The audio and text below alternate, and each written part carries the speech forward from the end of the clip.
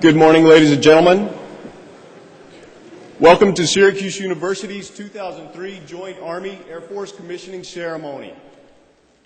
Today, we'll be commissioning 25 young men and women as second lieutenants in our nation's Army and Air Force. The commissions we present to these individuals today come directly from the President of the United States and represent a special trust and confidence that the American people place in these soon-to-be officers, a trust that they will put their loyalty to this country above all else. During today's ceremony, we're honored to have as our guest speaker Brigadier General Thomas P. Kane, Deputy Director, Reaction Air Staff, Allied Command Europe, North Atlantic Treaty Organization. After General Kane's address, Lieutenant Colonel Mulberry, Commander of Stalwart Battalion, will administer the oath of office to the Army Second Lieutenants. He will then present them with their commissions. Immediately following, General Kane will administer the oath of office to the Air Force Lieutenants. Then Colonel Peridot, Commander of Detachment 535, Air Force ROTC, will present the commissions to the Air Force Lieutenants. Dr. Kenneth Shaw, Chancellor and President of Syracuse University, and Mr. Joseph Lampe, Chairman of the Board of Trustees for Syracuse University, will then each address the audience. Once the commissioning party and the new lieutenants have proceeded out of the chapel, we invite you to attend the respective Army and Air Force receptions. And now, please stand as the commissioning party enters.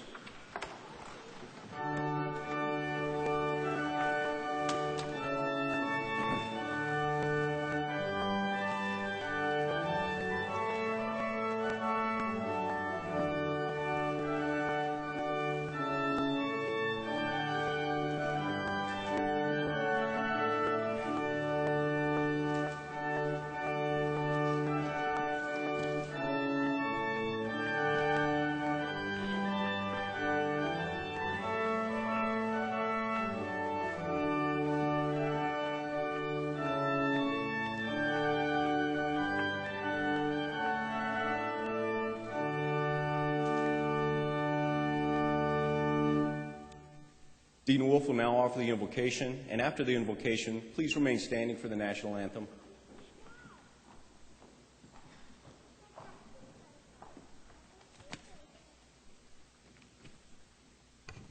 Good morning and welcome to Hendricks Chapel. Congratulations to everyone. Let us pray.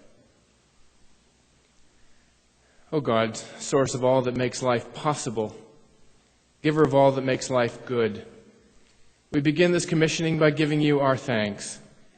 It is good for us to pause and remember and stand in awe of this wondrous world, its people, and its countless places of beauty.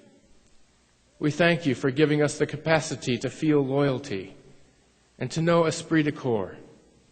You bring us to efforts beyond ourselves and stir our spirits to no longer think of ourselves first, but instead give ourselves to an ideal. These are your good gifts to us. They remind us of how you see us. Today we celebrate all that these individuals have worked for, all that they have come to value, all of their studying and training have prepared them for this moment. May they not quickly forget these times. May the bonds formed here and the knowledge that results serve these men and women in their service to come. We pray for these individuals who now take the mantle of leadership and authority. Give them a heart for others, compassion for the dispossessed, confidence and courage in rendering difficult decisions. Above all, give them a good measure of hope. May they be sustained all along the way. May it be so on this new day. Amen.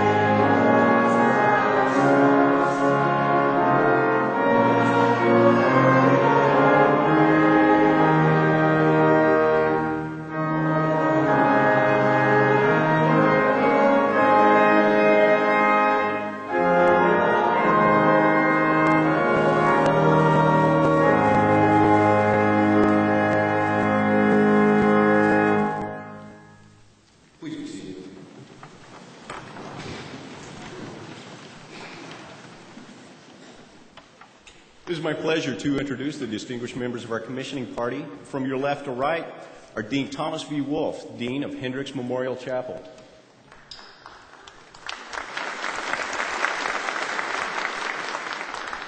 Colonel Mark Peridot, U.S. Air Force Professor of Aerospace Studies.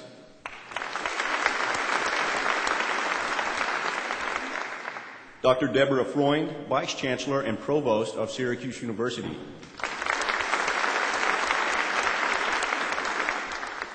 Brigadier General Thomas P. Kane, Deputy Director, Reaction Air Staff, Allied Command Europe, North Atlantic Treaty Organization.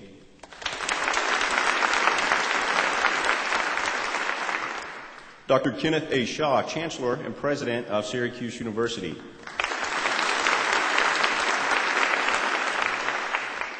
Lieutenant Colonel Douglas S. Mulberry, U.S. Army Professor of Military Science.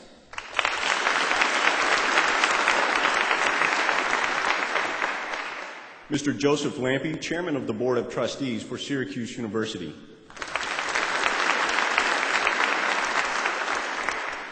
Dr. Ronald R. Kavanaugh, Vice President for Undergraduate Studies at Syracuse University.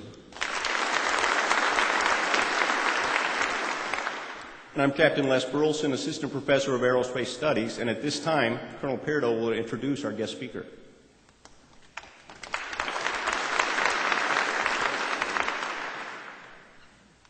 Ladies and gentlemen, honored guests, I'm privileged today to introduce one of the air power leaders of the United States Air Force.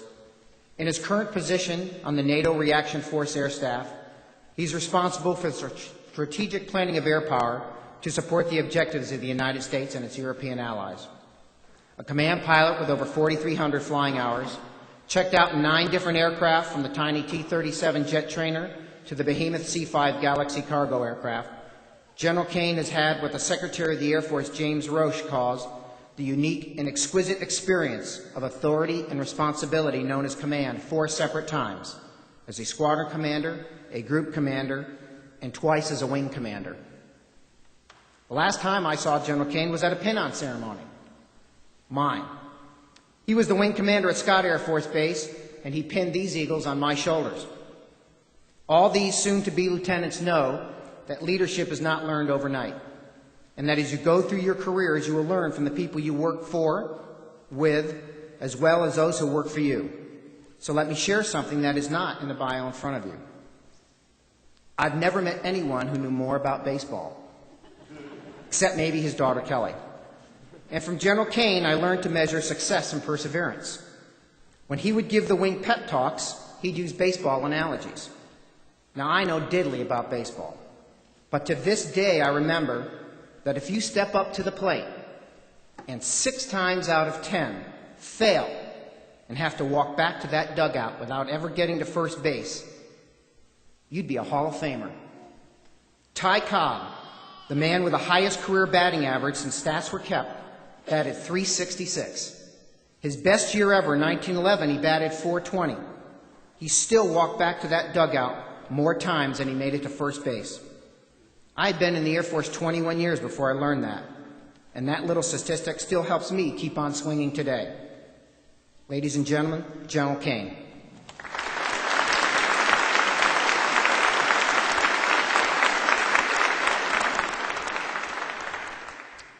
Well, good morning, ladies and gentlemen, and I guess if we use that standard for academics, we probably have a lot of failures in the room.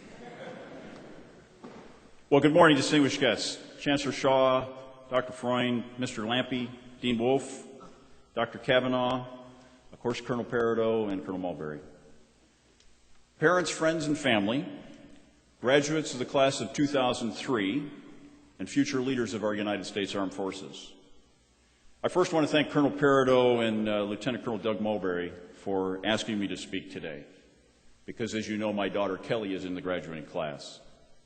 I'd like to thank Chancellor Ken Shaw and Syracuse University for not only their tremendous commitment to academic excellence, but for their support for these ROTC programs. It has not always been popular to support these type programs on our campuses, but Syracuse University has been a stalwart and a leader in that field, and Dr. Shaw, you're to be commended for that. I'd like to congratulate all of the parents and family members and friends who are in attendance today, because it is indeed a great day for all of you. You've guided and mentored these young future lieutenants, these fledgling officers, to this day, and should be very proud of their accomplishments. In addition, my daughter told me that I get a pay raise. I'd be remiss if I failed to wish Happy Mother's Day to all of those mothers who are in attendance this morning. And I'd also be remiss if I didn't congratulate Syracuse University, for those of us who grew up in this area, for congratulating this school and its basketball team for being the 2003 NCAA championships. Go Orange.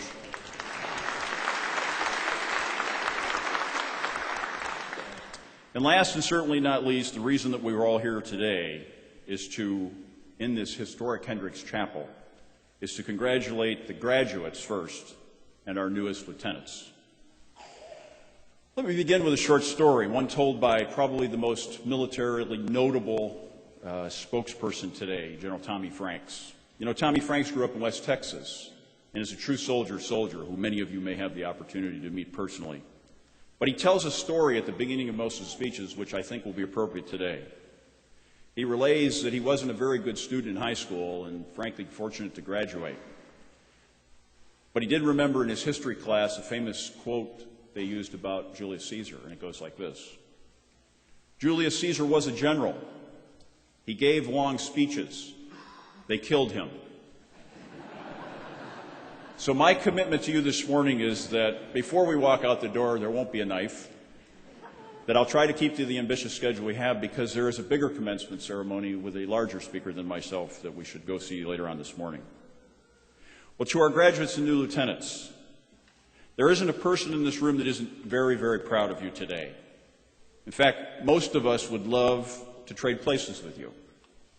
But we've lived our lives and made our commitments, experienced the world of successes and failures, Mark Peridot's .366 batting average. You now have bright futures ahead of you.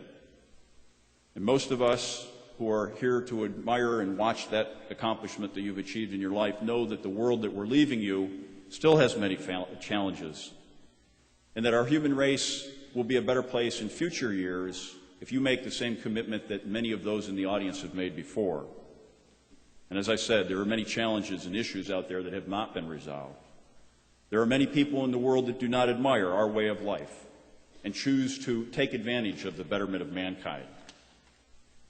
As you go through life, never underestimate or take for granted all that you have in this great country, or fail to recognize and thank those of us or those who are in the audience that have gone before. That begins with your parents, your professors, the deans, the people who have made your academic successes, your brothers, your sisters, and your friends. I'd like to take a special minute because I noticed that there are a number of veterans and fathers and mothers in the room who have served in our military. To you veterans, I say thank you on behalf of a grateful nation for the commitment you have made to our way of life, for putting your lives on the line so that America and the world could be a better place. And yes, it is a better place today. Despite the turmoil and the challenges and the news media that we may see, the world that we live in today, while still uncertain, still filled with challenges, is a place that's better because America is in it. It's better because America is leading it. America has been called to be the world leader, to represent that beacon of freedom and democracy which other nations in the world have not stepped up and understood the challenges or the great opportunities that it provides. We have chosen this path. Our forefathers have. It's a better place today because of the hope and the values that you, the new lieutenants, represent. We trust that you will step up and follow in others' footsteps, and that you will do everything you can to make our world and your children's world a safer and better place. I know you won't let us down because, like those who have taken the oath that you will take very soon, believe in that oath. They believe in our Constitution. They believe in America. They believe in what it represents.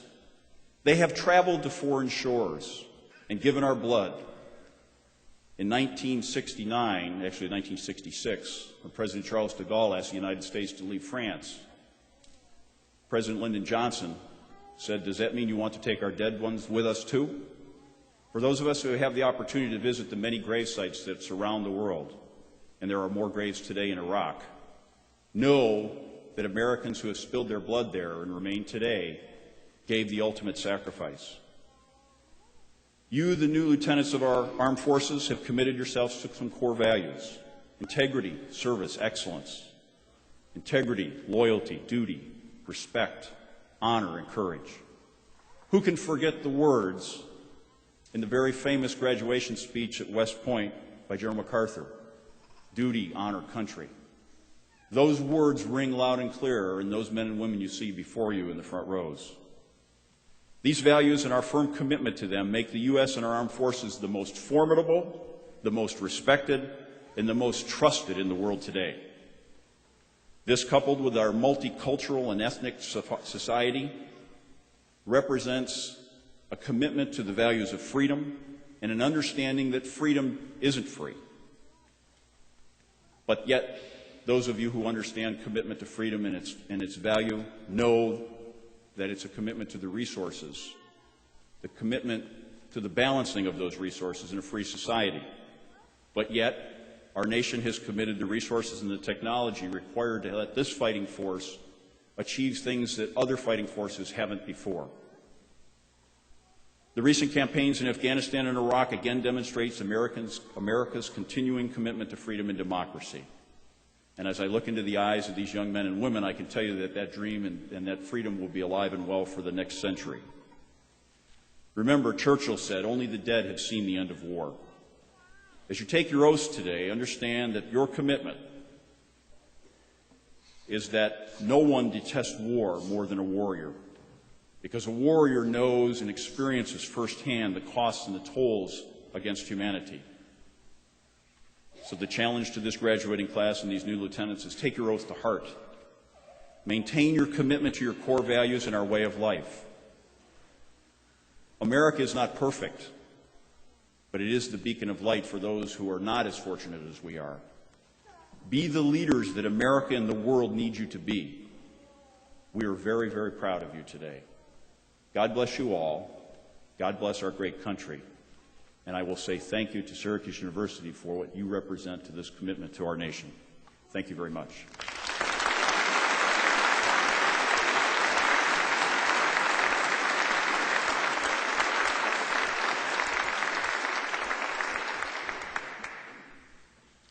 Thank you, General Kane.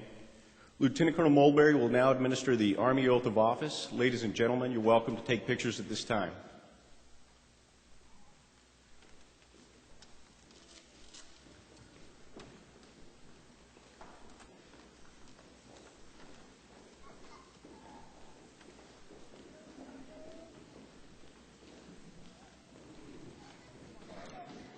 Ladies and gentlemen, please rise for the oath of office.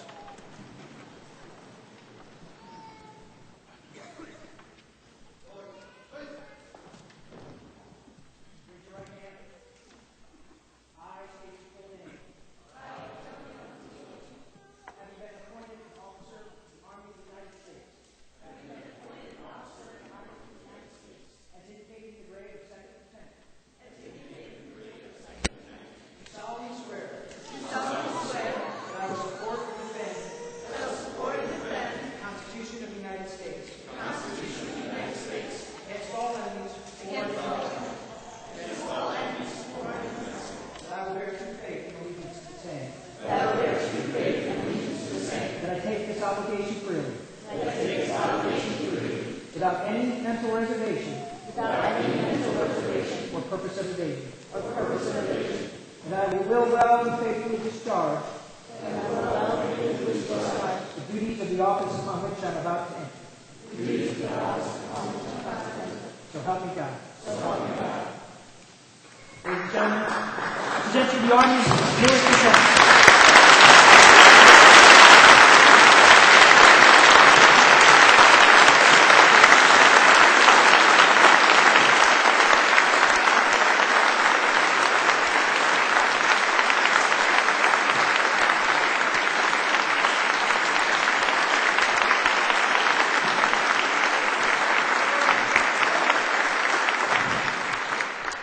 We'll now present the Army officers with their commissioning certificates.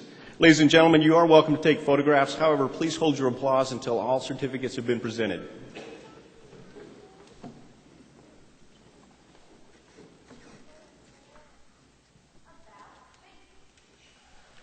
Second lieutenants, please come forward when your name is called. Second Lieutenant Megan Bashar, Military Intelligence, Educational Delay, Judge Advocate General.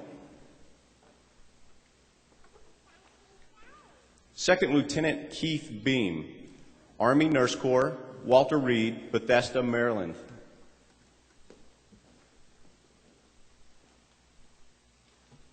Second Lieutenant John Coppola, Medical Service Corps, Fort Sam Houston, Texas. Lieutenant Coppola is the Army ROTC Distinguished Military Graduate.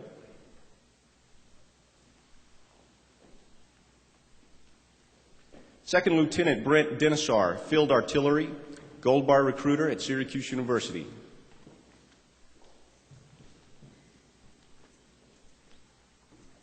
Second Lieutenant Michael Goliebersach, Chemical Corps, Fort Leonard Wood, Missouri.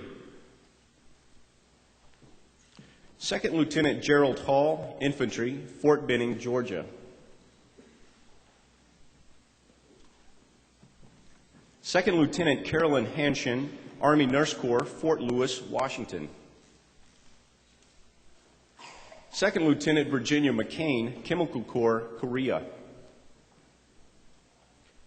Second Lieutenant Jeffrey Rue, Military Intelligence, Educational Delay, Judge Advocate General. Lieutenant Rue is also the Army ROTC Distinguished Military Graduate. Second Lieutenant Dominic Solari, Army Nurse Corps, Tripler Army Medical Center, Hawaii. Lieutenant Dominic Solari is also the Army ROTC Distinguished Military Graduate. Second Lieutenant John Van Lanningham, Military Police, 107th Military Police Company, New York, Army National Guard, Utica.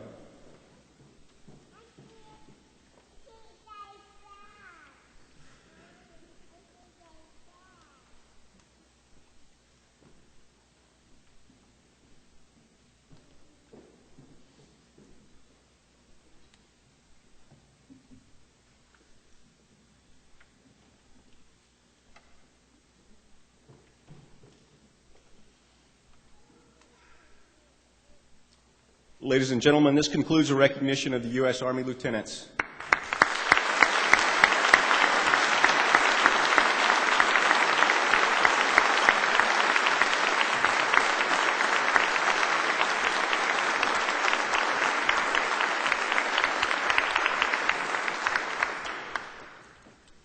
General Kane will now administer the oath of office to the Air Force cadets.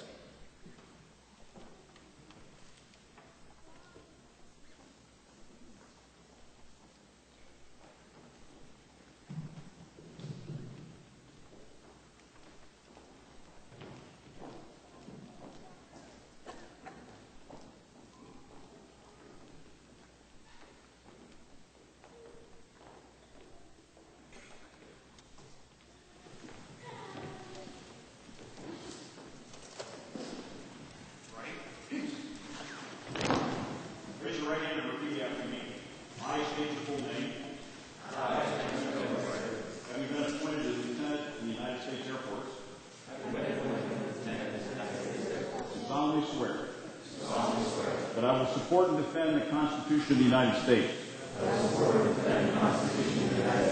Against all enemies, foreign and domestic. That I will bear true faith and allegiance to the same. That I take this obligation freely.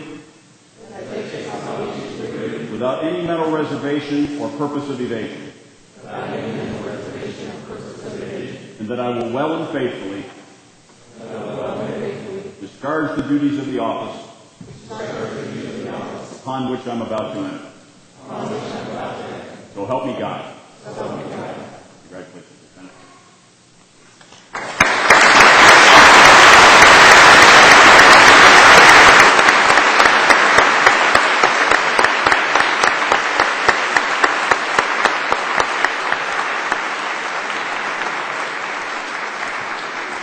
Ladies and gentlemen, the United States Air Force's newest lieutenants.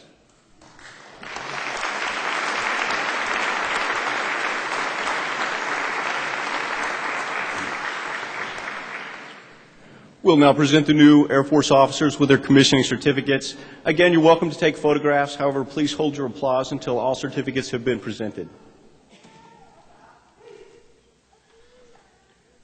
Second lieutenants, please come forward when your name is called. Second Lieutenant Phyllis Berry, Logistics, Altus Air Force Base, Oklahoma.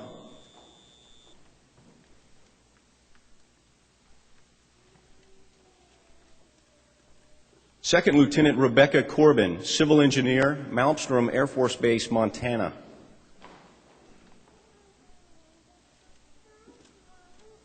Second Lieutenant Sean Fee, Developmental Engineering, Holloman Air Force Base, New Mexico.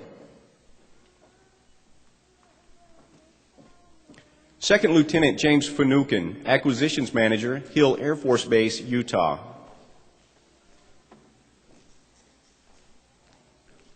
Second Lieutenant Andrew Fryatt, Navigator, Randolph Air Force Base, Texas.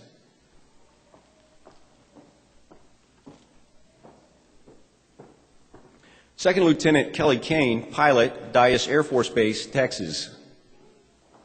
Lieutenant Kane is one of our blue chip cadets, which entitles her to preferential consideration for entry into an Air Force master's degree program. Second Lieutenant Carolyn Lormer, Public Affairs, Dover Air Force Base, Delaware. Second Lieutenant Kimberly McCoy, Scientist, Randolph Air Force Base, Texas.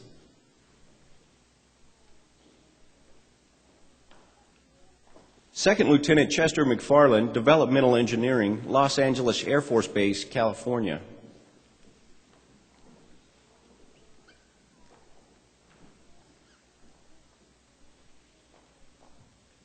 Second Lieutenant James Pankow, Navigator, Hanscom Air Force Base, Massachusetts.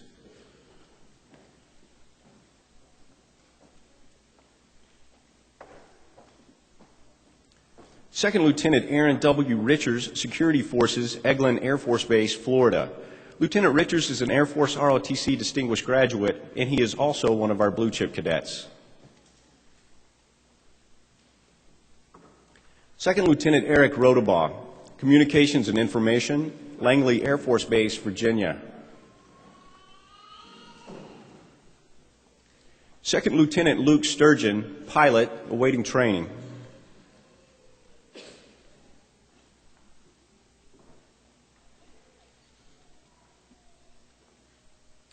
Second Lieutenant Eric Waldo, Pilot, awaiting training.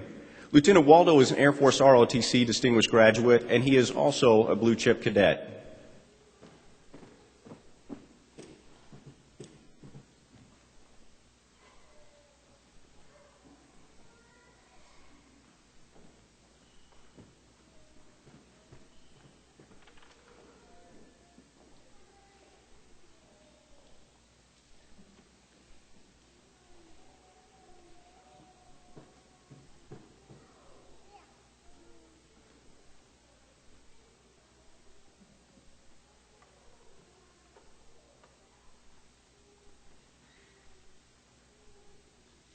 Ladies and gentlemen, this concludes the recognition of the U.S. Air Force lieutenants.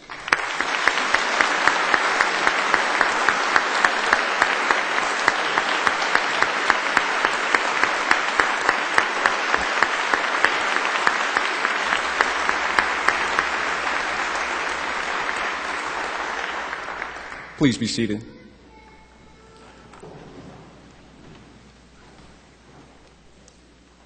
Ladies and gentlemen, I would now like to present Dr. Kenneth A. Shaw, Chancellor and President of Syracuse University.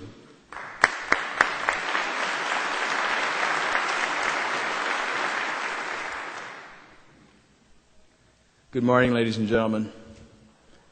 First, congratulations to our newly commissioned officers and all their loved ones. We're all very proud of you, and you should be proud of yourself. You should be proud because you excelled as students, you worked hard, you spent an awful lot of time getting to where you are this morning. You should also be proud because you committed to the defense of this country in its most tangible way by agreeing to defend it in times of need. So we're proud of you for that. We're also greatly appreciative for that. I want to wish you the very best in all that you do. You're now beginning a new phase in your life. There'll be many new phases in your life. I know that you are ready, and that makes me most proud of you, your mentors, and your university. Good luck to each and every one of you. Thank you.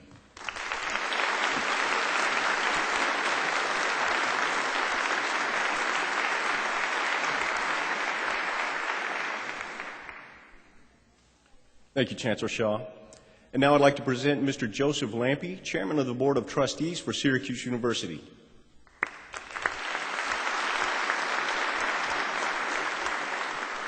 Good morning and a very happy Mother's Day to all of you in the audience who have children around. It's a great day in the history of Syracuse University. Every graduation, this is our 149th.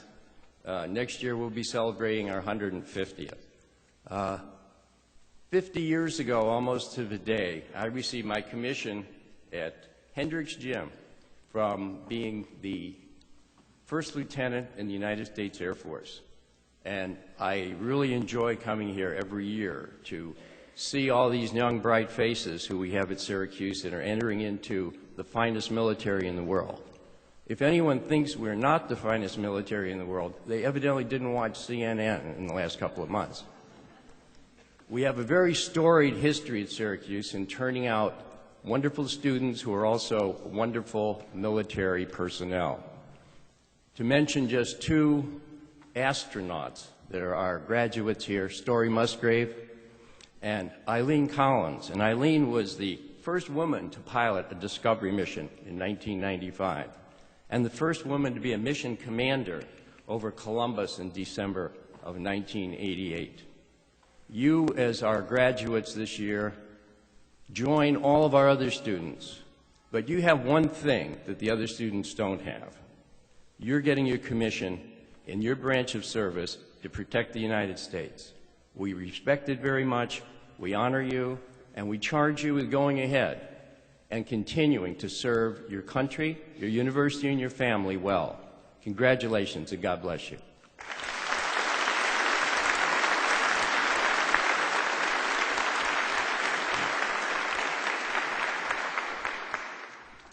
Thank you, Mr. Lampe.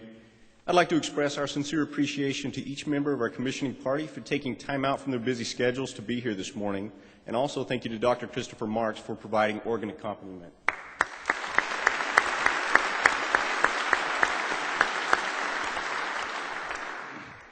Finally, we would like to recognize each of you in the audience, family, and friends who have made this a memorable event for these new officers. Immediately following the ceremony, everyone is invited to the bar pinning ceremony and receptions for either the Army or the Air Force. The Army will conduct their bar pinning ceremony on the steps of Carnegie Library, followed by their reception in Army ROTC classroom area on the 3rd floor of Archbold North. The Air Force bar pinning ceremony will be held on the front steps of Hendricks Chapel, and the reception will be in the Noble Room on the lower level of the chapel. And now Dean Wolf will lead us in the benediction. Please stand.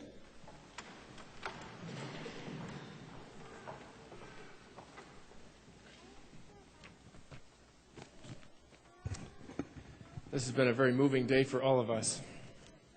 And again, congratulations. I invite you to hear these words and take them to heart. May we be guided by the goodness that is planted as a gift deep within our humanity. May what we continue to become be shaped by our openness to learn from everything we encounter along the way. May we be a well of compassion that sees each person with love and possibility. And may a ray of hope go ahead of us with the same force of a transforming courage, so we will not be daunted by what has been deemed insurmountable. Go well, live well. Amen.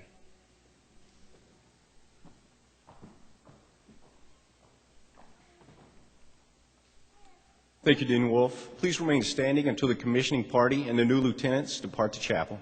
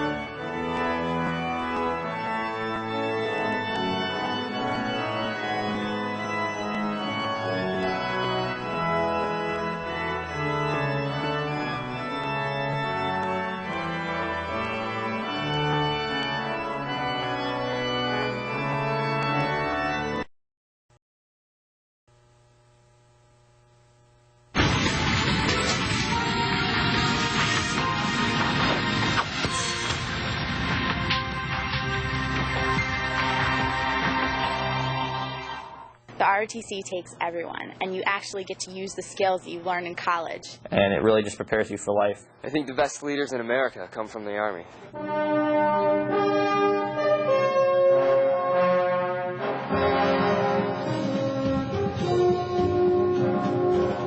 When you come into ROTC, you learn right away that you have to respect the officers above you, but you also learn that to be an effective leader, you too have to earn respect. You see these role models there, and they want to see you achieve your highest goals. Army ROTC is just going to help you be more successful in any career path that you choose. When I first came to Syracuse University, Army ROTC had helped me in my transition to the university.